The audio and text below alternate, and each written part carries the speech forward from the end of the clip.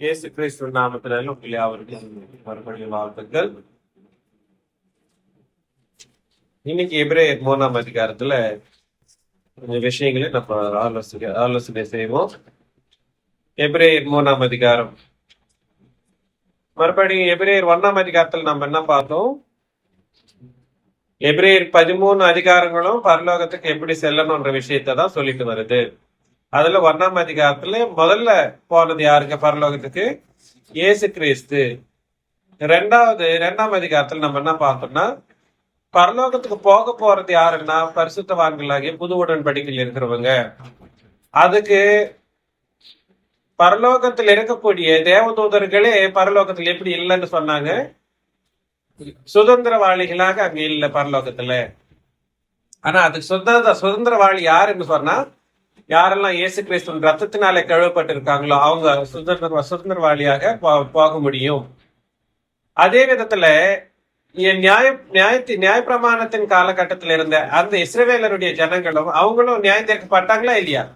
நீதியுள்ள நியாயம் தீர்க்கப்பட்ட அந்த மனுஷர்கள்ல இன்னும் கூட யாருமே அங்க போகல என்ற விஷயத்த நம்ம பார்த்துட்டு வந்தோம். அதுக்கு அவங்க போகணும்னு சொன்னா அந்த நியாயப்பிரமாணம் இருக்கவே கூடாதுன்ற விஷயத்துல இயேசு கிறிஸ்துவனுடைய மரணத்தினாலே சாத்தானுக்கு என்ன பண்ணாரு? சாத்தானை ஜெயிச்சு, இயேசு கிறிஸ்துவனுடைய மரணத்தினாலே சாத்தானை ஜெயிச்சு இஸ்ரவேலரை யாவரையும் என்ன பண்ணாருன்னா மரண பயத்திலிருந்து மீட்டெடுத்தார் என்ற ஒரு விஷயத்த நம்ம பார்த்தோம் 2ஆம் அதிகாரத்தில். அதனால பரலோகம் செல்ல ரெடியா இருக்கிறது யாருன்னா புது உடன்படிக்கையில இருக்கிறவங்க. ஆனா அவங்க யாரெல்லாம் இஸ்ரவேலரா இருந்திருந்தாலும் அவங்க எல்லாம் பரலோகம் சேர்ந்தாங்களான்னா பரலோகம் இன்னும் செல்லவே இல்லைன்ற ஒரு விஷயத்த கூட நம்ம பார்த்துட்டு வந்தோம். அதே மாதிரி 3ஆம் அதிகாரத்துல கொஞ்சம் விஷயங்களை நம்ம பாக்குறப்போ 3ஆம் அதிகாரத்துல 1ஆம் வசனம் இப்படி இருக்க பரம அழைப்புக்கு பங்குள்ளவர்களாகிய பரிசுத்த சகோதரரே. யார் இவங்க? புது உடன்படிக்கையின் சபையில இருக்கிறவங்க. பரம அழைப்பு இஸ் ஈக்குவல் டு பரம அழைப்பு என்னதுங்க? பரலோகம் செல்லக்கூடிய அந்த அழைப்பு. பரம அழைப்புன்றது 2 விதமா நம்ம சொல்லலாம். ஒண்ணு, உலகத்துல இருக்கக்கூடிய மனுஷர்களுக்கு சுவிசேஷத்தின் மூலமாய் அழைக்கிறதும் பரம அழைப்பு தான். சபையில் இருக்கிற எல்லா பரிசுத்தவான்களும் பரலோகத்துக்கு செல்லக்கூடிய அழைப்பு இருக்கே, அதுவும் பரம அழைப்பு தான். 2 விதமா அதை நம்ம சொல்றோம். ஒண்ணு, சுவிசேஷம் பரம அழைப்பு. 2, நம்மளுடைய வாக்குதார்த்தம் இருக்கு இல்லைங்களா, என்னது? நித்திய ஜீவன் என்னக்கூடிய வாக்குதார்த்தம். அதுக்கு செல்றதுக்கான ஒரு அழைப்பு தேவனாலே அழைக்கப்படுது இல்லைங்களா, அத பரம அழைப்புன்னு சொல்றோம். இங்க சொல்ற அந்த பரம அழைப்பு என்னதுன்னா சபையை பத்தி பேசுற ஒரு பரம அழைப்பு. எதை பத்தி பேசுற பரம அழைப்பு? அதனால பரலோகத்துக்கு செல்லக்கூடிய பரம அழைப்பை நம்ம பெற்றுக்கொண்டிருக்கிறோம் இன்னைக்கு. அந்த அழைப்புக்கு நாம் அந்த அழைப்புக்கு நாம் அறிக்கை பண்ணுகிற அப்போஸ்தலரும் பிரதான ஆசாரியருமாய் இருக்கிற கிறிஸ்து இயேசுவை கவனித்து பாருங்கள். நம்ம பரலோகம் செல்லணும்னா இயேசு கிறிஸ்து நம்ம பரலோகத்துக்கு கூப்பிட்டு போற ஆள் யாருன்னா இயேசு கிறிஸ்து. எப்படி கூப்பிட்டு போறாரா? அவருடைய அப்போஸ்தலத்துவத்தினாலையும் அப்புறம் பிரதான ஆசாரியத்துவத்தினாலையும் நம்மளை கூப்பிட்டு போறாராம். நம்மளை அழைக்கிறார் பிதாவாகிய தேவன். ஆனா நம்மளை கொண்டு செல்லுகிற ஆள் யாரு? கொண்டு செல்லுகிறவர் யாரு? இயேசு கிறிஸ்து. நம்மளை கொண்டு செல்றதுக்கு இயேசு கிறிஸ்து என்னவா இருக்கிறாராம்? அப்போஸ்தலரும் பிரதான. அதுதான் நம்ம என்ன பண்ணணும்னா இயேசு கிறிஸ்துவை அறிக்கையிடணும்னு சொல்றாங்க. புரியுதுங்களா நான் சொல்றது? அப்போஸ்தலத்துவம்னு சொல்ற அந்த வார்த்தைக்கு 2 விதமான அர்த்தங்கள் இருக்கு. தயவு செஞ்சு புரிஞ்சுக்குங்க. அப்போஸ்தலத்துவம் என்றது 2 விதமான விதத்துல நம்ம புரிஞ்சுக்க வேண்டியதா இருக்கு. நியாயப்பிரமாணத்தின் காலகட்டத்துல இயேசு கிறிஸ்து அழைத்த அந்த மனுஷர்கள் யார் இருந்தாங்களோ 12 பேரு, அவங்க பழைய உடன்படிக்கையின் அப்போஸ்தலர்கள். அவங்க யாருங்க? பழைய உடன்படிக்கையின் அப்போஸ்தலர்கள். அதே மாதிரி புது உடன்படிக்கையில சகல ஜாதியார் இடத்திற்கும் அப்புறம் சர்வ சிருஷ்டிக்கும் போயிட்டு சுவிசேஷத்தை சொல்லுன்னு அனுப்பப்பட்ட அந்த அப்போஸ்தலர்கள் அவங்களே இருந்தாலும் சரி, அவங்க அவங்க அந்த அந்த காலத்தின் அப்போஸ்தலர்களா இருக்கல. இப்போ புது உடன்படிக்கையின் அப்போஸ்தலர்களா அவங்களே மாற்றப்பட்டாங்கன்ற ஒரு விஷயத்த நம்ம புரிஞ்சுக்கணும். அதனால 12 பேரோட கூட சேர்ந்த இன்னொரு ஆள் யாருங்க? பவுலானவர். சோ மொத்தம் 13 பேர் புது உடன்படிக்கையின் அப்போஸ்தலர்கள். ஆக்சுவலி சொல்ல போனோம்னா அவங்க 12 இஸ் ஒரு அப்போஸ்தலரே. இவங்க 12 பேரும் சேர்த்தாலே அப்போஸ்தலனாகிய பவுல் செஞ்ச பரிசுத்தமான வேலைகளோ சபையை ஸ்திரப்படுத்துற அந்த காரியங்களையோ இவங்க 12 பேரை விட அதிகமாவே பவுலானவர் செஞ்சார். அதனால இந்த ரூல் நீங்க ஞாபகத்துல வச்சுக்கிறது. நான் ஃபியூச்சர்ல சொல்லுவேன் 12 இஸ் = 1. இந்த ரூலை ஞாபகத்துல வச்சுக்கணும். ஏன்னா நான் வெளிப்படுத்தின விசேஷத்தை சொல்றப்போ அந்த ரூல் உங்களுக்கு இம்ப்ளை ஆகும். புரியுதுங்களா? சோ 12 பேர் அப்போஸ்தலர் இஸ் ஈக்குவல் டு அவர். அந்த 12 பேர் அப்போஸ்தலருடைய சாமர்த்தியம் ஒரு ஆள் கிட்டவே இருக்கு. யாருங்க அவரு? அப்போஸ்தலனாகிய பவுல். புரியுதுங்களா நான் சொல்றது?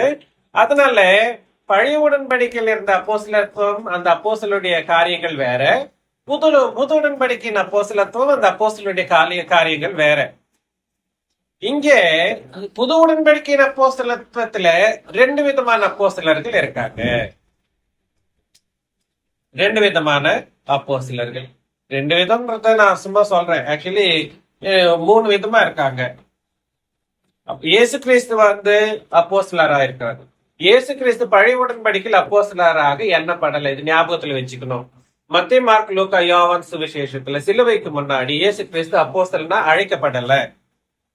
இது தயவு செஞ்சு ஞாபகத்துல வச்சு. இயேசு கிறிஸ்து உபதேசம் பண்ணிருக்கலாம், அந்த தேவனால் அனுப்பப்பட்டே சொல்லி இருந்தாலும் கூட சரி, இயேசு கிறிஸ்து புது உடன்படிக்கையின்படி அப்போஸ்தலரை தவிர பழைய உடன்படிக்கையின் அப்போஸ்தலர் கிடையாது. அதே மாதிரி இயேசு கிறிஸ்து பிரதான ஆசாரியன் என்று சொல்லக்கூடிய அந்த வார்த்தை பழைய ஏற்பாட்டின்படி கிடையாது, புது உடன்படிக்கையின்படி பிரதான ஆசாரியர். உங்களுக்கு அப்போஸ்தலர் என்ன சொன்னா அதுக்கு அர்த்தம் என்ன சொல்லுங்க? அனுப்பப்பட்டவர்கள். சபைன்னு சொன்னா அழைக்கப்பட்டவர்கள். இப்படித்தானே? கரெக்ட் தான். ஆனா சபைன்றதுக்கு வேற அர்த்தம் இருக்கு. நான் அப்புறமா ஃபியூச்சர்ல சொல்றேன். அனுப்பப்பட்டவர் சொல்லக்கூடிய அந்த வார்த்தை புது உடன்படிக்கையின்படி இயேசு கிறிஸ்துவுக்கு அந்த அனுப்பப்பட்டவர் என்ற ஒரு வார்த்தைக்கு சம்பந்தம் கிடையாது. நம்மள அழைத்து செல்றதுக்கான அர்த்தம் தான் இயேசு கிறிஸ்துவனுடைய அப்போஸ்தலத்துவம். நம்மள என்னது, இந்த சபையிலிருந்து பரலோகத்துக்கு அழைத்து செல்லக்கூடிய அந்த காரியத்துலதான் இயேசு கிறிஸ்து அப்போஸ்தலனா இருக்கிறாருன்ற ஒரு விஷயத்த நீங்க புரிஞ்சுக்கணும். அதே மாதிரி நம்மள அழைத்து செல்றதுக்காக பரிசுத்த பிரதான ஆசாரியரா இருக்கிறாரு என்ற ஒரு விஷயத்துல நம்ம புரிஞ்சுக்கிட்டோம். எதுக்காக? நம்மள இங்கிருந்து சபையை பரலோகத்தை கொண்டு செல்றதுக்கு அவர் என்னவா இருக்கிறாரா? பரிசுத்த பிரதான ஆசாரியரா இருக்காரு. பிரதான ஆசாரியர் எப்போ சொல்லிடுறாங்களோ உடனேயே மனுஷங்களுக்கு என்ன ஆலோசனை வருது தெரியுங்களா? ஆசாரியன்னு சொல்லிட்டா அவரு ஆராதனை செய்யறவரா இருப்பாரே தவிர ஆராதனைக்குரியவரா இருக்க மாட்டாங்க. சுலபமா சொல்லிடுறாங்க நிறைய பேர். இப்போ அதுதான் ரொம்ப ப்ராப்ளமேட்டிக்கா போயிட்டு இருக்கு. இங்க எந்த காரணத்தை கொண்டு அவர் பரிசுத்த பிரதான ஆசாரியா என்று சொல்லப்பட்டார் சொல்லுங்க? பரலோகத்தை கொண்டு செல்றதுக்கு தானே தவிர தேவனை ஆராதனை செய்யறதுக்கு இல்லையாது. தயவு செஞ்சு புரிஞ்சுக்குங்க. நம்ம இயேசு கிறிஸ்துடைய ரத்தத்தினால எப்ப கழுவப்பட்டோமோ நம்மளும் ஆசாரியரும் ராஜரீகமும் உள்ளவர்களா எண்ணப்பட்டோம். என்னென்ன வசனம் சொல்லுது அதுக்கு சம்பந்தப்பட்டு? 2 பேர் 2ஆம் அதிகாரம் 5-10 வசனங்களை நீங்க பாத்தீங்கன்னா நம்ம பிரதான ஆசாரியரும் ராஜாக்களுமாக எண்ணப்பட்டோம் இயேசு கிறிஸ்துவ ரத்தத்தினாலே கழுவப்பட்டதுனால. வெளிப்படுத்தின விசேஷம் 1ஆம் அதிகாரம் 6ஆம் வசனம் சொல்லுது. வெளிப்படுத்தின விசேஷம் 5ஆம் அதிகாரம் 9-10 வசனங்க சொல்லுது. இயேசு கிறிஸ்துவின் ரத்தத்தினால் யாரெல்லாம் கழுவப்பட்டாங்களோ அவங்க எல்லாம் ராஜாக்களும் ஆசாரியருமா இருக்கிறாங்க. என்னவா இருக்காங்க? ராஜாக்களும் ஆசாரியருமா இருக்காங்க. இந்த ராஜரீகம், எந்த ஆசாரியத்துவம் வந்து நம்மளுடைய ராஜரீகம், நம்மளுடைய ஆசாரியத்துவம் வந்து ரெண்டு பேருக்குமே ஓடியுது. பிதாவாகிய தேவனுக்கும் கர்த்தராகிய இயேசு கிறிஸ்துவுக்கும் ஓடியுது. புரியுதுங்களா நான் சொல்றது? ஆனா இயேசு கிறிஸ்துவனுடைய ராஜரீகம் வந்து இயேசு கிறிஸ்துவனுடைய பிரதான ஆசாரியத்துவம் வந்து நம்மள மாதிரி கிடையாது. நமக்கு சமமான ஒரு காரியத்தை குறிக்கக்கூடிய ஒரு விஷயம் கிடையாது. நம்ம எப்படி நம்ம ஆசாரியத்துவத்தின்படி ஆராதனை செய்யறோமோ அந்த மாதிரி இயேசு கிறிஸ்து அவருடைய ஆசாரியத்தின் படி அவர் ஆராதனை செய்ய மாட்டாரு. நம்ம ஆசாரியத்துவம் வேற, இயேசு கிறிஸ்துடைய ஆசாரியத்துவம் வேற. புரியுது? தயவு செஞ்சு இந்த விஷயங்களை நம்ம புரிஞ்சுக்கணும். எபிரேயர் 9ஆம் அதிகாரத்துல நம்ம பார்க்கலாம். எபிரேயர் 9ஆம் அதிகாரம். இயேசு கிறிஸ்துவனுடைய ஆசாரியத்துவம் என்னன்றத நம்ம பாக்குறோன்றப்போ 10ல இருந்து படிக்கலாம்ப்பா.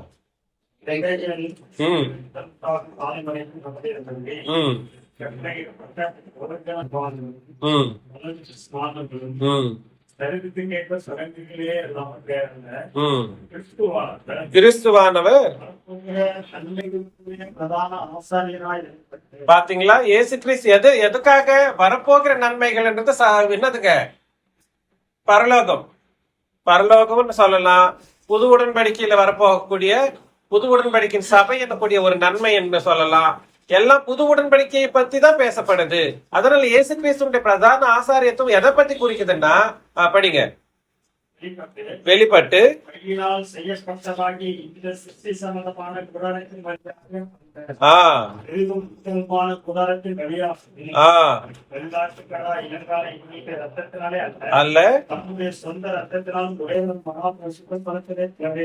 எதனாலங்க? சொந்த ரத்தத்தினாலே. ஒரே தரம். எத்தனை தரம்?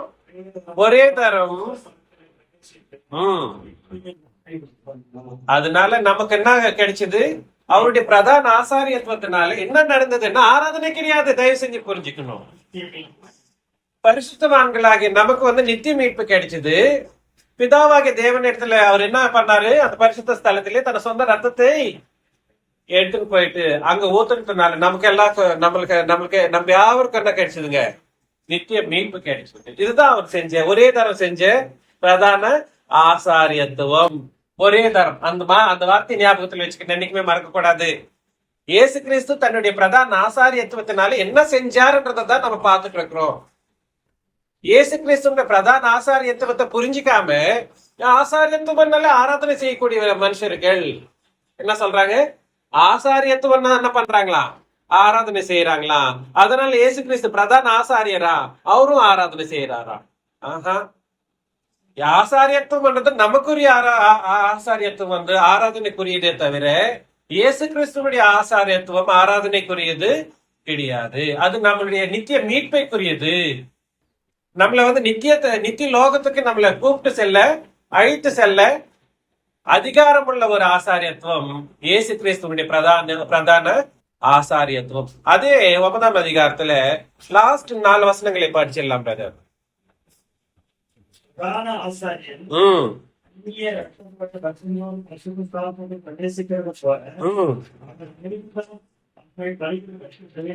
அதனால தயவு செஞ்சு புரிஞ்சுக்கங்க. ஞாயிற்றுக்கிழமை இயேசு கிறிஸ்து தன்னுடைய ஆசாரியத்துவத்தை பண்ணிட்டு இருக்க மாட்டாரு. எத்தனை வாட்டி? அநேக தரம் அவர் என்ன பண்ணலையா? அந்த காலத்துல இந்த நியாய பிரமாணத்தின் காலத்துல அந்த பிரதான ஆசாரியத்துவ உள்ளவர்கள் என்ன பண்ணிட்டு இருப்பாங்களாம்? வருஷந்தோறும் பண்ணுவாங்க, வாரந்தோறும் பண்ணுவாங்க. அந்த மாதிரி அவங்களுடைய காரியங்களை பண்ற மாதிரி இயேசு கிறிஸ்து பண்ணலையா?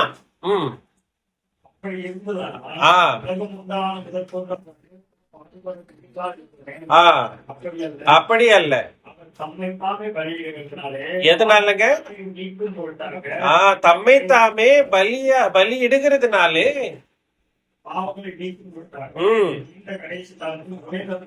எத்தனை வாட்டி? ஒரே தரம். அதனால இயேசு கிறிஸ்துவின் பிரதான ஆசாரியத்துவம் எதை குறிக்குது சொல்லுங்க? இயேசு கிறிஸ்துவுடைய சிலுவையின் பலியை தான் குறிக்குதே தவிர அந்த பலியினாலே தன்னைத்தானே அவர் ஒப்பு கொடுத்து பலியா ஒப்பு கொடுத்து அவருடைய ரத்தத்தை சிந்தி அந்த ரத்தத்தை அவரே கையில பிடிச்சு பரலோகம் செல்றதுனால அந்த ரத்தத்தினாலே சகல உலகத்துல இருக்கிற சர்வ ஜாதிகளுக்கும் மீட்பு பாவ மன்னிப்பு கிடைக்குது. அதுதான் அவர் பண்ண பிரதான ஆசாரியத்துவம். அதுக்கும் அவர் ஆராதனை செய்யறாருன்னு ஒரு வார்த்தைக்கும் சம்பந்தமே கிடையாது. இருக்கா சம்பந்தம்? எங்கேயுமே நான் இப்ப நான் கேக்குறேன், நீங்க எந்த வசனத்தை படிச்சு சொன்னாலும் நான் சொன்ன இந்த ஸ்டேட்மெண்ட்டுக்கு உங்களால ஒரு ரெஃபரன்ஸ கூட எனக்கு காமிக்க முடியவே முடியாது. I can challenge. தயவு செஞ்சு புரிஞ்சுப்பீங்க. இயேசு கிறிஸ்து இன்னைக்கு ஆராதனை செஞ்சுட்டு உட்காராரா? ஞாயிற்றுக்கிழமை நம்ம ஆராதனை செஞ்சா அந்த ஆராதனை எடுத்து போய் தேவனுக்கு ஒப்பு கொடுக்குறாரா? இது எங்க இருக்குங்க அந்த ஸ்டேட்மெண்ட் பைபிள்ல? Where did it written? Where did it write?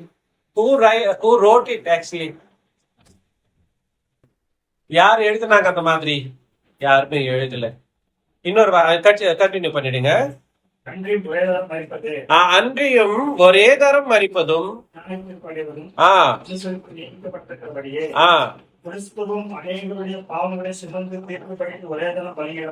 எத்தனை வாட்டிங்க?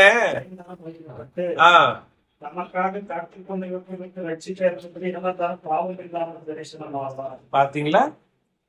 தயவு செஞ்சு அவர் எத்தனை வாட்டி பலியானாரு? ஒரே பலி.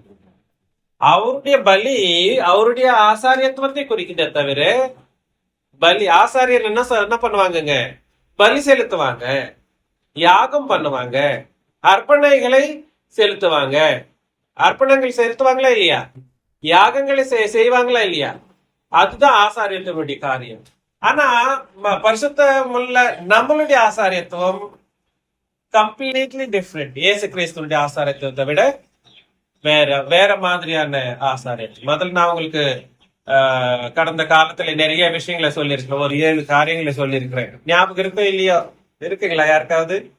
நம்ம செய்யக்கூடிய ஆசாரியத்துவம் என்னதுங்க? ஸ்தோத்திர பலி, அப்புறம் ஜப பலி, அப்புறம் ஜபத்தை தூபமாக செலுத்துறது, அப்புறம் சுவிசேஷம் எனக்கூடிய பலி, அப்புறம் சுவிசேஷம் எனக்கூடிய ஆசாரியத்துவத்தினாலே பாவிகளாகிய மனுஷனுடைய ஆத்மாக்களை தேவனுடைய சன்னிதானத்திலே செலுத்தக்கூடிய பலி. அப்புறம் காணிக்கை யாருக்கு? ஆராதனைகள் செய்யறது கிடையாது. அந்த பலிகள் உபதேசகர்களுக்கு நீங்க பரிசுத்தவான்கள் கொடுக்கிற ஒரு பலி, அது ஒண்ணு இருக்கு. அது தேவனுக்கு உகந்தமான ஒரு பிரியமுள்ள பலியா. யாரெல்லாம் அந்த பலியை பண்ணிட்டு இருக்கீங்களோ எனக்கு தெரியாது. You have to think of it. அப்புறம்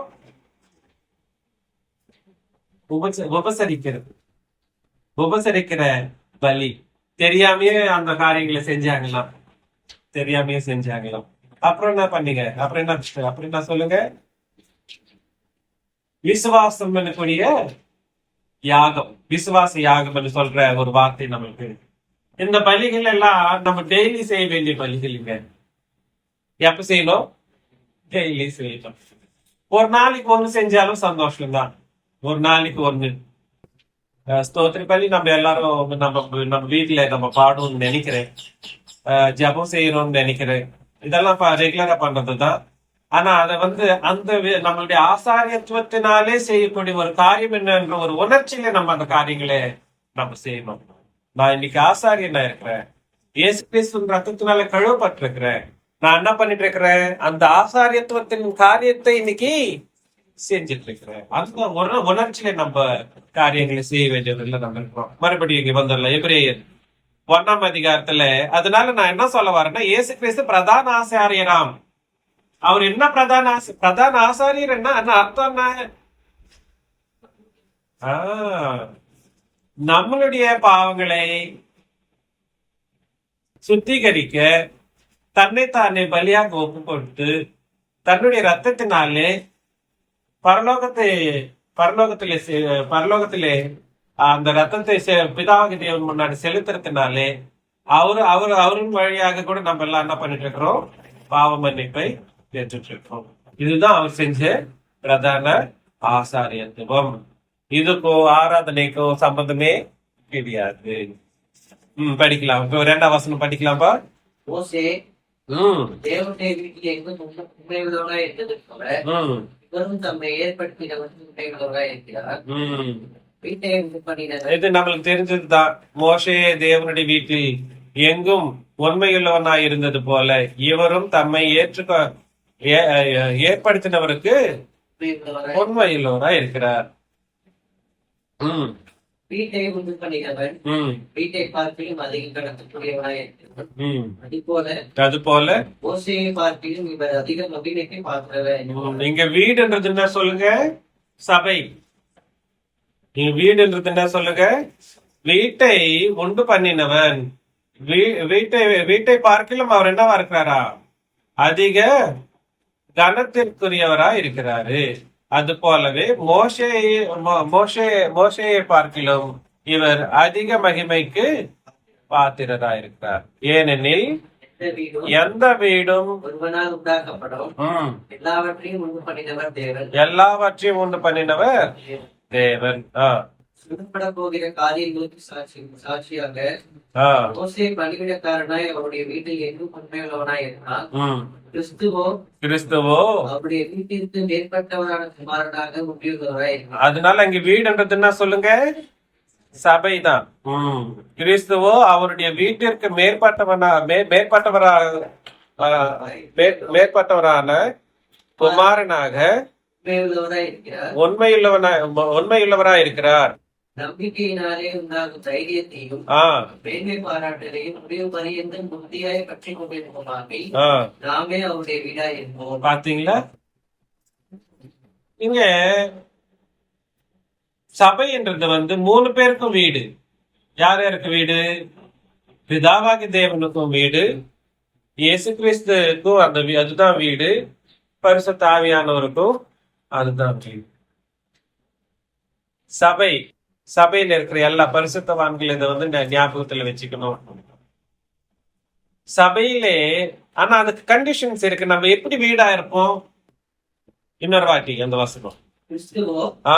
அவருடைய வீட்டிற்கு மேற்பட்டவரான குமாரனாக உண்மையுள்ளவராய் இருக்கிறார். நம்பிக்கையினாலே தைரியத்தையும் மேன்மை பாராட்டலையும் முடிவு பரியந்தம் உறுதியாய் பற்றி கொண்டிருப்போம். அது இந்த நம்பிக்கை, இந்த தைரிய பாராட்டுறதெல்லாம் எதை குறிக்குது சொல்லுங்க? உடன்படிக்கையை குறிக்குது. நம்ம உடன்படிக்கையே தைரியமாகவும் நம்பிக்கையாகவும் பற்றி கொண்டிருந்தோமானால், புரியுதுங்களா நான் சொல்றது? உடன்படிக்கையை விட்டுட்டு போயிட்டு வச்சுக்கீங்களேன், நீ சபையிலே இல்லை. உடன்படிக்கை இல்லைன்னா ஒரு மனுஷன் ஒரு சூன்யத்துல தான் இருக்க முடியும். அந்த சூன்யம் என்ன பண்ண சொல்லுங்க? நரகத்துக்கு கொண்டு போயிடும். உடன்படிக்கையை விட்டு போனா ஒண்ணுமே கிடையாதுங்க. வாழ்க்கையே இல்லை. நீங்க நினைச்சிட்டு இருக்கீங்க பரவாயில்ல, எனக்கு ₹1,00,000 சேலரி வருது, எனக்கு சொந்த வீடு இருக்கு சென்னை மகாபட்டினத்துல, எனக்கு ஒன்னும் தேவையில்லை, நான் நல்லா இருக்கேன். இல்லை, உடன்படிக்கை இல்லைன்னா சொன்னா ஒன்னும் இல்லை, நீ நரகத்தான் போய் சேருவேன். இந்த உலகத்துல வாழ தேவனாரும் நான் சொல்லியிருக்கிறேன் இல்லைங்களா? நிறைய வாட்டி சொல்லியிருக்கிறேன். பரலோகத்தின் காலகட்டத்தை உங்களுடைய காலகட்டத்தை ஒரு வாட்டி கம்பேர் பண்ணி பார்த்தீங்கன்னு சொன்னா, நம்மளுடைய 70 கால வருஷமோ இல்ல 100 காலம் நம்ம வாழ்ந்திருந்தாலும் 100 வருஷமோ நம்ம கம்பேர் பண்ணா ஒரு நொடியாதான் இருக்குமா. நீங்க 100 வருஷம் உயிரோட வாழ்ந்தாலும் அந்த பூமியில, பரலோகத்தின் காலகட்டத்தை நம்ம கம்பேர் பண்ணப்போ இது 100 வருஷம் ஒரு நொடியா. நம்ம எதுக்காக ரொம்ப கவலைப்பட்டு இருக்கோம் சொல்லுங்க? இந்த நொடிக்காக தான் கவலைப்பட்டு இருக்கோம். அந்த நொடியே தான் நம்மளுக்கு எல்லாமே. இந்த நொடியிலே எல்லாமே பண்ணிடணும், எல்லாமே ஆயிடணும், எல்லாமே. அதுக்காக தேவனுக்கும் கர்த்தருக்கும் விரோதமா பேசுறதுக்கும் ரெடி ஆயிடுவோம். அவங்கள 3 பேரையும் மறந்துடுவோம். பிதா, குமாரன், பரிசுத்த ஆவியானவரே. சபையையும் நம்ம சபிச்சுட்டு போயிடுவோம். சபையில இருக்கிறவங்களையும் நம்ம இது பண்ணிடுவோம். இப்படி பண்ணி நீ என்னதான் பண்ண போற? சேம் இஸ் ஈக்குவல் டு நரகம் கூட. நரகத்தின் காலகட்டத்தையும் பூ உலகத்தின் காலகட்டத்தையும் நீங்க பாத்தீங்கன்னா எவ்வளவு காலம் சொல்லுங்க? ஒரு நொடியா. 2 கொரிந்தியர் 4 அதிகாரத்துல பாக்கலாங்க. 2 கொரிந்தியர் 4ஆம் அதிகாரம் 16, 17, 18. ஆனபடினாலே ம் நாங்கள் சோர்ந்து போகிறதில்லை. ம் எங்கள் புறம்பான மனுஷனானது அறிந்தும் என்னதுங்க? எங்கள் புறம்பான மனுஷனானது அறிந்தும் புறம்பான மனுஷன் என்ன சொல்லுங்க? சரீரம். புறம்பான மனுஷன் அழிந்தும் புறான மனுஷனானது ம் நாளுக்கு நாள் புதிதாக்கப்படுகிறது. ம் மேலும் மேலும் காணப்படுகிறவைகளை அல்ல, ம் காணப்படாதவைகளை நோக்கி இருக்கிற நமக்கு காணப்படவர்களே நம்ம என்ன பண்ணிட்டு இருக்கிறோம்? எப்ப பார்த்தாலும் காணப்படுற விஷயங்களே தான் நம்ம.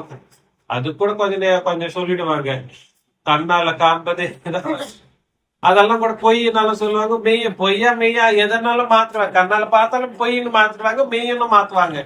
அதெல்லாம் உலகத்துக்குரிய காரியம்.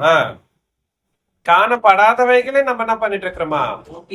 நோக்கி இருக்கிற நமக்கு அதிசீக்கிரத்தில் நீங்கும் ம் லேசான நம்முடைய உபத்திரவம் ம் மிகவும் அதிகமான நித்திய கடமைக்கு உண்டாக்குகிறது. அதிசீக்கிரம் என்ற ஒரு வார்த்தை ஒரு நொடியை குறிக்குதுங்க. அதிசீக்கிரம் என்ற ஒரு வார்த்தை என்ன குறிக்குது? ஏனெனில் காணப்படுகிறவைகள் அநித்தியமானவைகள், அது காணப்படாதவைகள் நித்தியமானவைகள். நீ என்னென்னத்தெல்லாம் பாக்குறியோ அதெல்லாம் என்னது? சூரியன். என்னது சூரியன் பூமியோட 150 மடங்கு பெருசா இருந்தாலும் சூரியன் என்ன ஆயிடும்? இயேசு கிறிஸ்துவனுடைய வெப்பத்துக்கு வெந்து உருகி ஊத்திடும். அவருடைய வெப்பத்துக்கு சூரியனே வெந்து ஊத்திட்டோம்னா நம்ம யோசனை கூட பண்றதுக்கு இருக்காங்க. சூரியனே வெந்து ஊத்துற மாதிரி சூரியனால இப்ப இந்த இருக்கக்கூடிய வெப்பத்துக்கே நம்மளால இது பண்ண முடியல, வித்ஸ்டாண்ட் பண்ண முடியல. சந்திரன், சூரியன், ஆகாயம், நம்ம இதெல்லாம் பார்த்துட்டு இருக்கிறோமா இல்லைங்களா? நம்ம பார்க்கிற எல்லா பார்வைக்குரிய எல்லா சிருஷ்டிகளும் என்னவாயிடும்? அனித்தியமாயிடும். அப்படின்னா நாசனமாயிடும். எல்லாமே இயேசு கிறிஸ்து தன்னுடைய வெப்பத்தினாலே நாசனம் பண்ணிட்டு வராம். அதனால அது அநித்தியம். பூமி, இந்த சரீரம், இந்த கண்ணு, இந்த மூக்கு, இந்த காது, நீங்க சாப்பிடுறது எல்லாமே மக்கமே போயிடும். காணப்படாதவைகளோ என்னது காணப்படாதவைகள் சொல்லுங்க? தேவனானவரை நம்ம பார்க்கல, இயேசு கிறிஸ்துவையும் பார்க்கல, பரிசுத்த ஆவியானவரை பார்க்கல, அப்புறம் அப்போஸ்தலர் பரலோகத்தை பார்க்கல. எதெல்லாம் நம்ம பார்க்கலையோ அதெல்லாம் நம்ம விசுவாசத்தினாலே மனக்கண்களோட பார்க்க வேண்டியவர்களா நம்ம இருக்கிறோம். எதுல பார்க்கணுங்க? மனக்கண்களால பரலோகம் இப்படி இருக்கும். தேவதூதர்களை நம்ம பார்த்தோமா? நம்மளை சுத்தி தேவதூதர்கள் இருக்கிறாங்க. இப்ப செக்யூரிட்டில நம்ம அந்த ஆராதனை நம்ம பண்ணிட்டு இருக்கிறோம். அந்த தேவதூதர்களும் நம்மளுடைய உபதேசங்களை கேட்டுட்டு இருக்காங்க. ஆனா நம்ம என்னதான் சொன்னா கூட அந்த நொடிக்கு தான் நம்ம ஓடுறோம். அந்த நொடியே தான் நம்ம எப்ப பார்த்தாலும் அதுக்காகவே கஷ்டப்பட்டு ஆலோசனை பண்ணி என்னென்ன வேணாலும் பண்றோம். தூக்கம் இல்லாம பண்றோம், ஆகாரம் இல்லாம என்னென்னதையோ பண்ணிட்டு இருக்கிறோம். தயவு செஞ்சு புரிஞ்சுக்கிங்க. அநித்தியமானவர்களுக்காக வேலை செய்யாதுங்கன்னு நான் சொல்லல, பட்னியா இருங்கன்னு நான் சொல்லல. நம்ம ஆலோசனைகள் முழுவதும் எது மேல வைக்கணுங்க? பரலோகத்தின் மேல.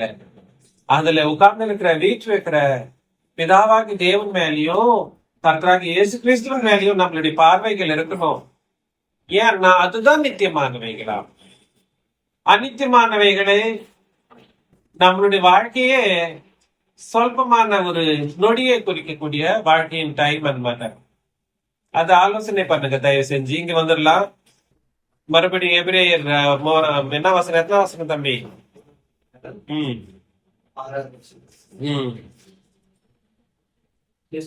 கிறிஸ்துவோ அவருடைய வீட்டிற்கு மேற்பட்டவரான குமாரனாகவும் இருக்கிறார். நம்பிக்கையினாலே உண்டாகும் தைரியத்தையும் மேன்மை பாராட்டலையும் முடிவு குறைந்து முன்னே பற்றி கொண்டிருப்போமாக்கி நாமே அவருடைய வீடா இருப்போம். ஆகையால் பரிசுத்த ஆவியானவர் சொல்லுகிறவர்களே, அவருடைய சத்தத்தை கேட்பீர்களாகி. பாருங்களேன் எவ்வளவு சூப்பரா சொல்றாரு. இன்று அவருடைய சத்தத்தை இன்னைக்கு அவர் பேசிட்டு இருக்கிறாரு. என்னவா பேசிட்டு இருக்கிறாரு? அப்போஸ்தலரா பேசிட்டு இருக்கிறாரு இயேசு கிறிஸ்து. இன்னைக்கு ஆவிக்குரிய அப்போஸ்தலர் இயேசு கிறிஸ்து. புரியுதுங்களா நான் சொல்றது? அதனால பொது உடன்படிக்கையின் சட்டத்திட்டத்துல எல்லா விஷயங்களையும் நம்ம படிக்கிறப்போ அது யார் பேசிட்டு இருக்காங்க, எப்படி பேசிட்டு இருக்காங்க நம்ம கிட்டனா அப்போஸ்தலரா இயேசு கிறிஸ்து இன்னைக்கு நமக்கு உபதேசம் பண்ணிட்டு இருக்காரு. அவர் சத்தத்தை இன்று நம்ம கேட்டோமானால் வனாந்தரத்திலே ஆஹ் கோபமூட்டின போது உம் போதை நாட்களில் நடந்தது போல உம் உங்கள் இருதயங்களை கஷ்டப்படுத்தாதீர்கள். அவங்க என்ன பண்ணாங்க? எப்ப பார்த்தாலும் என்ன பண்ணிட்டாருப்பா இவரு பிதாவாகி தேவனை எப்ப பார்த்தாலும் முறுமுறுத்தாங்க.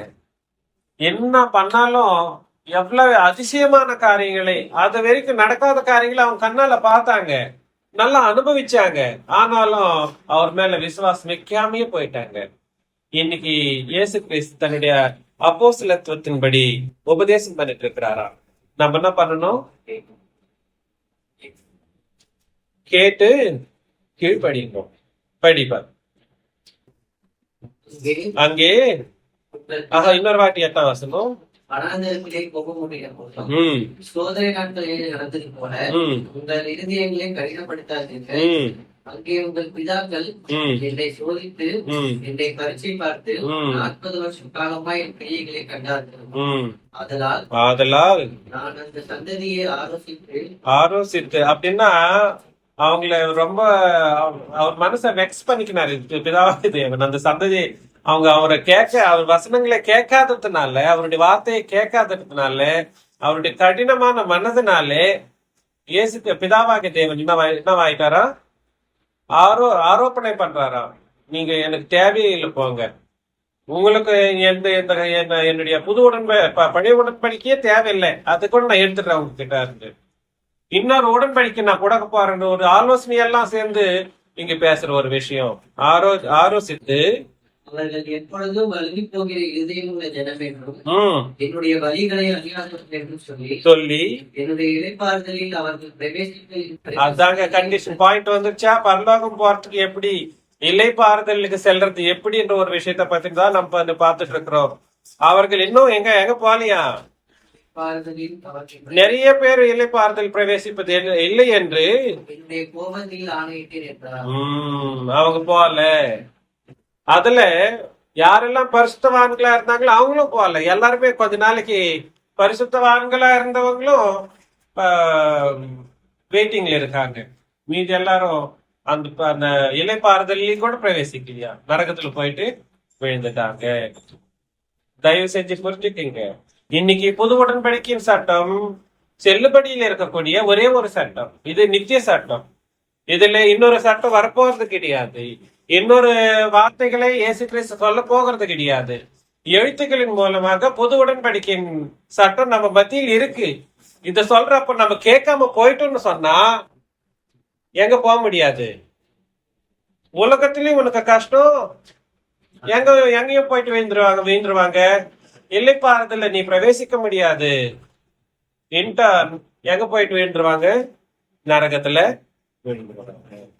மீதி காரியங்களை நம்ம அடுத்த வாரம் பார்க்கலாம். அவங்க யாவருக்கும் இயேசு கிறிஸ்து நாமத்தினாலே வாங்க.